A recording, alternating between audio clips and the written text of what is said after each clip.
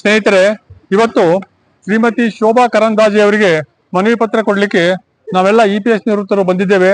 ಈ ಒಂದು ಮನವಿ ಪತ್ರದಲ್ಲಿ ಉಲ್ಲೇಖಿಸಿರ್ತಕ್ಕಂಥ ಅಂಶಗಳು ನಾಡಿದ್ದು 28ನೇ ತಾರೀಕಿಂದ ಏನು ಪಾರ್ಲಿಮೆಂಟ್ ಬಜೆಟ್ ಸೆಷನ್ ಪ್ರಾರಂಭವಾಗ್ತಾ ಇದೆ, ಮತ್ತೆ ಫೆಬ್ರವರಿ 1ನೇ ತಾರೀಕು ಒಂದು ಬಜೆಟ್ ಮಂಡನೆ ಆಗ್ತಾ ಇದೆ. ಆ ದೃಷ್ಟಿಯಿಂದ ಈ ಒಂದು ಮನವಿ ಪತ್ರ ಅತ್ಯಂತ ಮಹತ್ವದಾಗಿದೆ. ಶ್ರೀ ವೆಂಕಟೇಶ್ ಅವರು ಶ್ರೀಮತಿ ಶೋಭಾ ಕರಂದಾಜೆ ಅವರ ಪರ್ಸನಲ್ ಸೆಕ್ರೆಟರಿ ಅವ್ರು ಬಂದಿದ್ದಾರೆ. ಅವ್ರಿಗೆ ಮನವಿ ಪತ್ರನ ನೀಡ್ತಾ ಇದ್ದೇವೆ ಸ್ನೇಹಿತರೆ.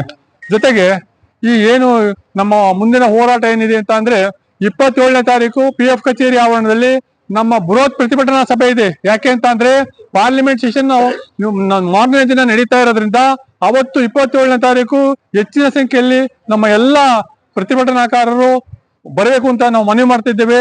ಇವತ್ತಿನ ಒಂದು ಕಾರ್ಯಕ್ರಮಕ್ಕೆ ಶ್ರೀಮತಿ ಶೋಭಾ ಕರಂದಾಜೆ ಅವರು ಬರ್ತಾರೆ ಅಂತ ಮೊನ್ನೆನೆ ನಮ್ಗೆ ಅಪಾಯಿಂಟ್ಮೆಂಟ್ ಕೊಟ್ಟಿದ್ರು.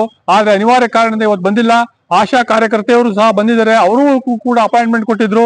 ಅನಿವಾರ್ಯ ಕಾರಣಗಳಿಂದ ಮೇಡಮ್ ಬರಕ್ಕಾಗಿಲ್ಲ ಅಂತ ಹೇಳಿ ಅವ್ರು ತಿಳಿಸಿದ್ದಾರೆ. ಆ ದೃಷ್ಟಿಯಿಂದ ಸ್ನೇಹಿತರೆ, ಏನ್ ಈ ಹೋರಾಟ ಏನಿದೆ, ಈ ಹೋರಾಟ ನಿರಂತರವಾಗಿ ಮುಂದುವರಿಯುತ್ತೆ. ಆ ದೃಷ್ಟಿಯಿಂದ ನಾವು ಇವತ್ತು ಮನವಿ ಪತ್ರನ ಅವರಿಗೆ ಕೊಟ್ಟಿದ್ದೇವೆ. ಮನವಿ ಪತ್ರನ ಶ್ರೀಮತಿ ಮೇಡಮ್ ಅವರ ಒಂದು ಅವಗಾಹನೆಗೆ ತರ್ತೀವಿ ಅಂತ ಹೇಳಿ ಶ್ರೀ ವೆಂಕಟೇಶ್ ಅವರು ಈಗ ಕೂಡ ತಿಳಿಸಿದ್ದಾರೆ.